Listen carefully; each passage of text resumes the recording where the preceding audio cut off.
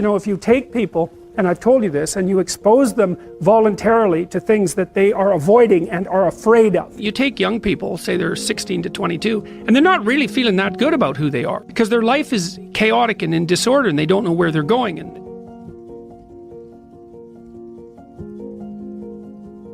you know, if you take people, and I've told you this, and you expose them voluntarily to things that they are avoiding and are afraid of, you know, that they know they need to overcome in order to meet their goals, their self-defined goals. If you can teach people to stand up in the face of the things they're afraid of, they get stronger. And you don't know what the upper limits to that are, because you might ask yourself, like, if for 10 years, if you didn't avoid doing what you knew you needed to do, by your own definitions, right, within the value structure that you've created, to the degree that you've done that, what would you be like?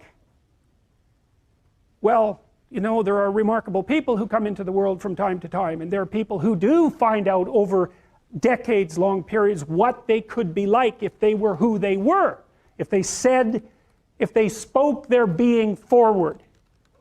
And they get stronger and stronger and stronger, and we don't know the limits to that. We do not know the limits to that. And so you could say, well, in part, perhaps the reason that you're suffering unbearably can be left at your feet, because you're not everything you could be, and you know it.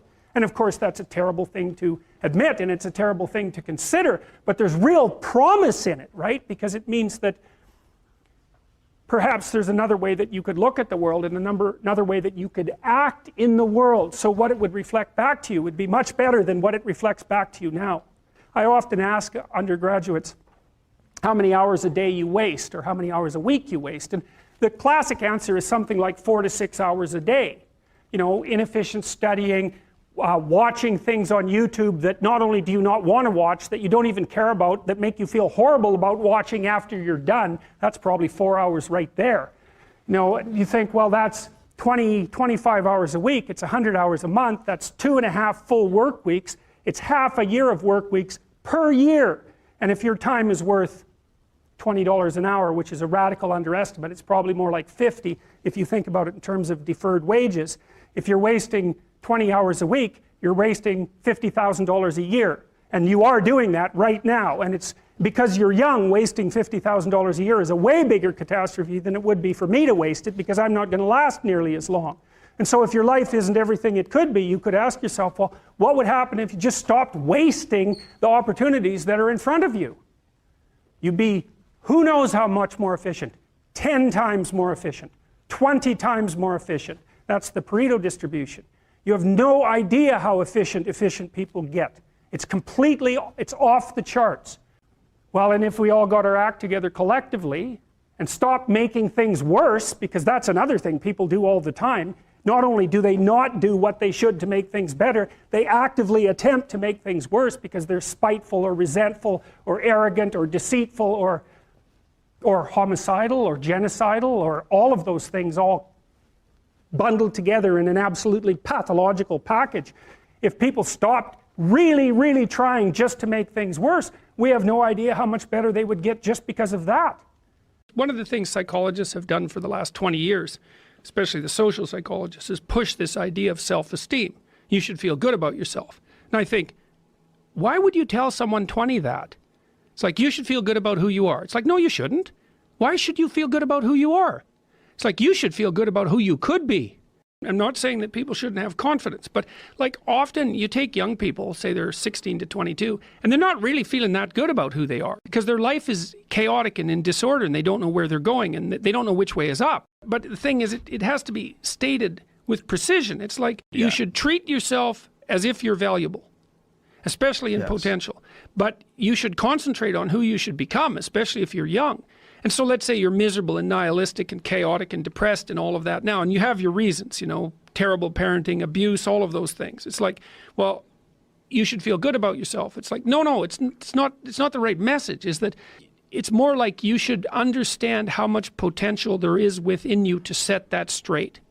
And then you should do everything you can to manifest that in the world, and it will set it straight. And that's better than self-esteem. It's like, you're in a crooked, horrible position. Okay, fine. There's a lot of suffering and pain associated with that. Yeah, you can't just feel good about that because it's not good.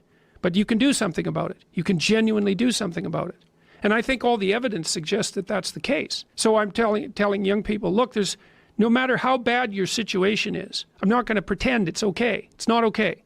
It's tragic, tainted with malevolence. And some people really get hurt by malevolent people, like, terribly hurt. Sometimes they never recover. It's really awful. But there's more to you than you think. And if you stand up and face it with a positive, with a noble vision, with discipline and intent, you can go far farther to overcoming it than you can imagine. And that's the principle upon which you should predicate your behavior. And I think that one of the things that's really nice about being a clinical psychologist is that this isn't just guesswork.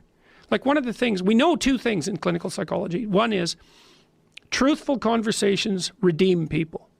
Because if you come to a clinical psychologist whose worth is salt, you have a truthful conversation.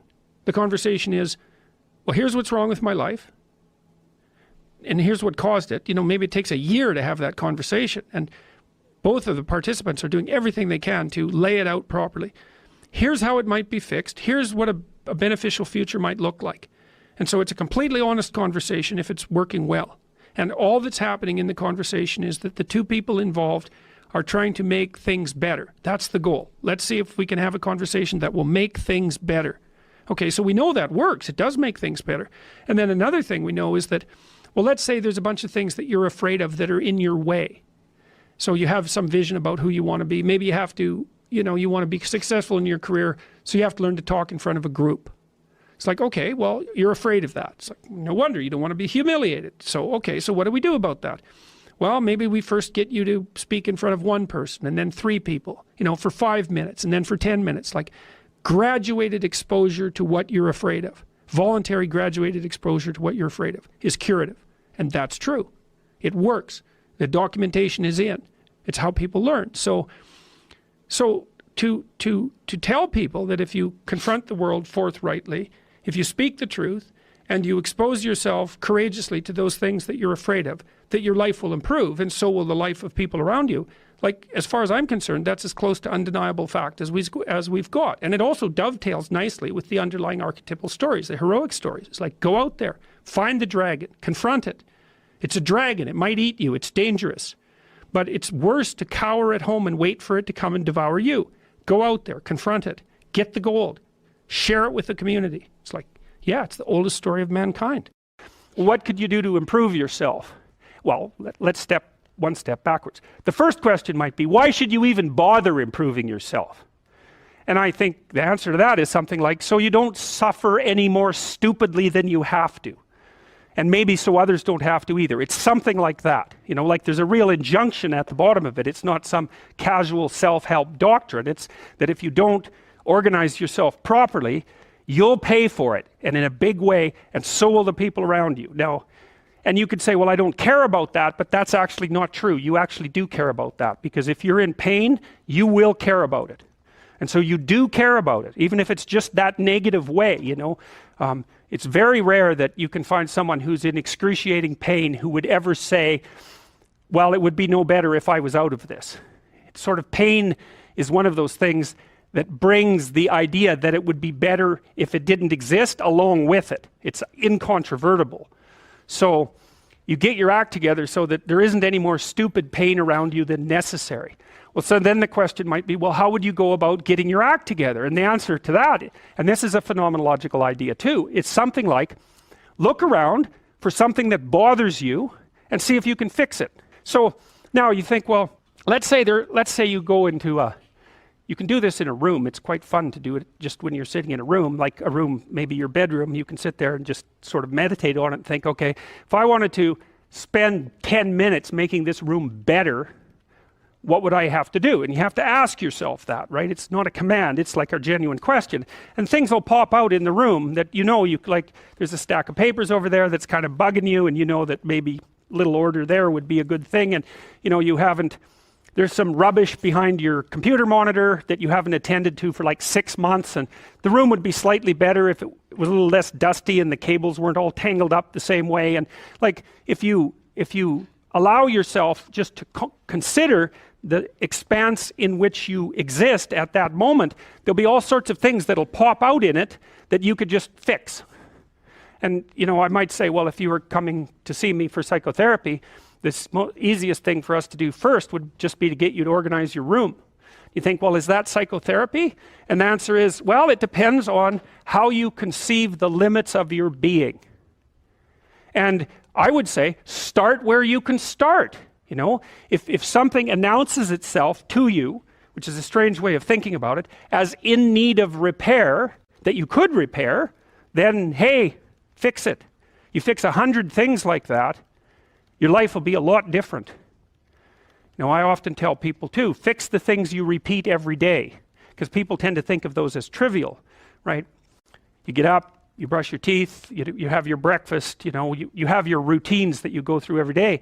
Well, those probably constitute 50% of your life. And people think, well, they're mundane, I don't need to pay attention to them. It's like, no, that's exactly wrong.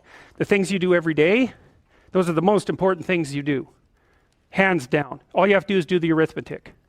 You figure it out right away. So 100 adjustments to your broader domain of being, and there's a lot less rubbish around and a lot fewer traps for you to step into.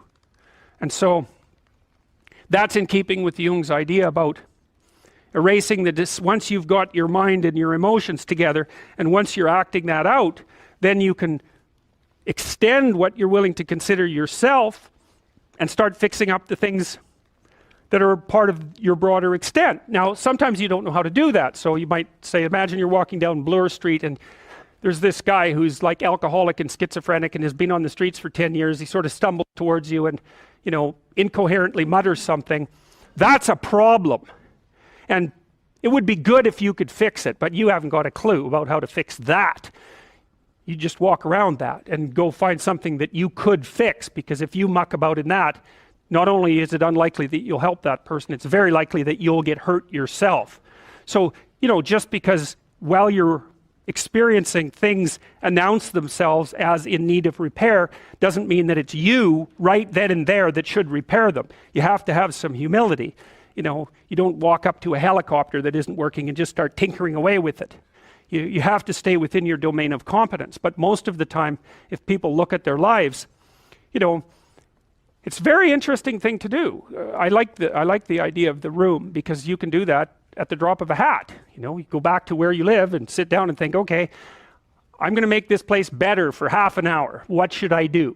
And you have to ask, and things will just pop up like mad. And it's partly because your mind is a very strange thing. As soon as you give it a name, a genuine aim, it'll reconfigure the world in keeping with that aim. That's actually how you see to begin with. And so if you set it a task, especially, you have to be genuine about it, which is why you have to bring your thoughts and emotions together, and then you have to get them in your body so you're acting consistently. You have to be genuine about the aim, but once you aim, the world will reconfigure itself around that aim, which is very strange. And it's technically true.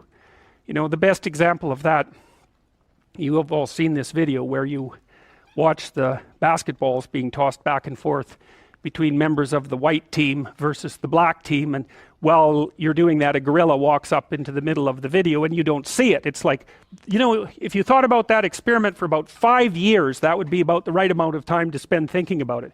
Because what it shows you is that you see what you aim at. And that, man, if you can get one thing through your head as a consequence of even being in university, that would be a good one. You see what you aim at. And so because one inference you might draw from that is, be careful what you aim at, right? What you aim at determines the way the world manifests itself to you. And so if the world is manifesting itself in a very negative way, one thing to ask is, are you aiming at the right thing? I read the story. It's an autobiography, if I remember correctly, of the captain. I might be wrong about that, but I've got the basic story right. Well, they had a shipwreck in the Antarctica. And then they were there for a whole year in the Antarctica, you know, and none of them died. Not one. He didn't lose a single man. Not one. He kept their morale high. And then they took this boat that was on the ship, and they crossed like 400 miles of the roughest ocean, the roughest frigid ocean in the world, right? You don't go in that ocean. And then they went to an island, and they walked across the island, across these mountains that no one else has ever climbed since. And they went to the city on the other side of the island, and they got a boat, and they went and rescued their compatriots, and everyone survived. It's like, Endurance is the name of the book. You read that book, man, you think, wow, people are really tough, you know, and it's ridiculous. So who knows how tough you are? And maybe you find out by going out to find out how tough you are, right? So you take on a challenge, one that you think you can master, that's just a bit beyond your grasp, and you master it, and then you're a little tougher, and you think, hey, that worked out pretty well. And so then you're more of a monster.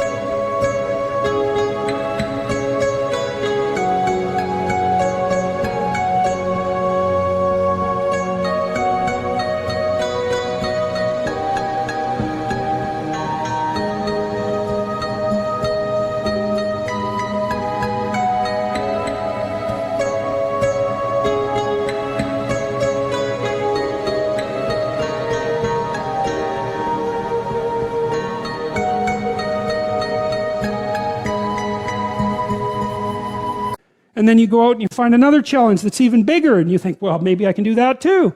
And then all of a sudden you can, and you get a little bit bigger, and God only knows what the limit is of you. And you find out by pushing yourself against the world. Well, let's talk about friendships for a minute. Here's how you know if someone's your friend. A, you can tell them bad news, and they'll listen. They won't tell you why, you know, you're stupid and why that bad thing happened to you and how something worse happened to them once and, you know, derail the whole conversation. You can actually tell them bad news and they'll listen. So that's a good thing. And then this is a weirder thing. You can tell them good news and they'll help you celebrate. And that's a really good way of deciding who you should have around you, because if you have someone around you, you know, something good happens to you and you're kind of afraid to even admit it because, you know, God, something good happened to you, it's like, you let that be known and it'll certainly be taken away. So, you know, you come out and you sort of tell someone half-heartedly that something good happened to you, and they give you a whack and then talk about, you know, the great thing that happened to them 3 years ago, or worse, the great thing that happened to someone that they knew 3 years ago. You know, it's like, go away from that person. They're not helpful to you, and they're not helpful to themselves either. And so you want to surround yourself, you got to think about this. You got to surround yourself with people who want the best for the best part of you. You can hang around with weasels and losers that are trying to pull you down to justify the fact that they're spiraling downhill as well. And you know, the upside of that is you don't have to have any responsibility, and you can all whine about how wretched life is, you know, so that's pretty attractive. But I would say it's also a bad medium to long-term plan. And so it's acceptable and desirable to try to surround yourself with people who are facilitating your development. You know, and you might say, well, I've got people around, I know them well, you know, they're not doing that well, and they don't fit into that category. It's like, what's your point? What are you going to do with them exactly? If they'll listen and cooperate with you and move towards a better future, great. If they don't pay any attention and they keep doing the same damn things over and over and they're not going anywhere and it's painful, then maybe the proper thing to do is say, you just have your misery. I'll go off and have my life. And maybe you'll wake up at some point in the future and think that's a better way of being. Because just putting up with it is, well, they call that enabling, right? You put up with that sort of behavior, you're providing tacit consent for it and even tacit approval. It's like, it's a bad idea. You have, I would say, both the right and the responsibility to surround yourself with people who are good for the best part of you. When I talk to people about doing the future authoring program, they often put it off, and it's not surprising because it's hard. But it's more than that. They think, well, I don't know how to write. I'm going to do a bad job. I don't really like assignments. I'm going to have to do it perfectly. I need to wait till I have enough time. And like one of those is enough to stop you cold, and all 5 of them, you're just done. And so I tell people, do it haphazardly, a tiny bit at a time, and badly. Because you can do that. I tell my students when they're doing their thesis, master's thesis, write a really bad first draft. And then we have a little conversation about that because they don't think I mean that. Because it sounds like a cliche in some sense. It's not a cliche. It's not a cliche at all. It means you're a terrible writer. But if someone put a gun to your head and said, you have to have your 100-page thesis done by next Monday or I'll shoot you, but I don't care how terrible it is, you would sit down and write it.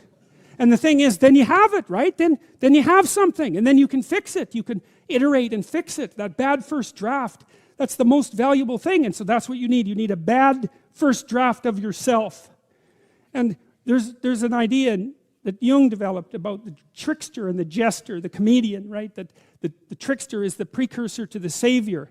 That's one of the things I learned from Jung that was just, it's so unlikely. You'd never think that. It's so amazing that might be the case, but the satirical and the ironic and the troublemaker, the comedian, the fool is the precursor to the savior. Why? Because you're a fool when you start something new. And so if you're not willing to be a fool, then you'll never start anything new. And if you never start anything new, then you won't develop. And so the willingness to be a fool is the precursor to transformation. And that's the same as humility. And so if you're going to write your destiny, you can do a bad first job. You're going to get smarter as you move forward. That's the thing, is that, so something beckons to you. That's what happens here. Maybe the star that Geppetto wished on was the wrong damn star, but at least it was a star, right? At least it was in the sky. At least it moved him forward. And so you say in your life, well, something...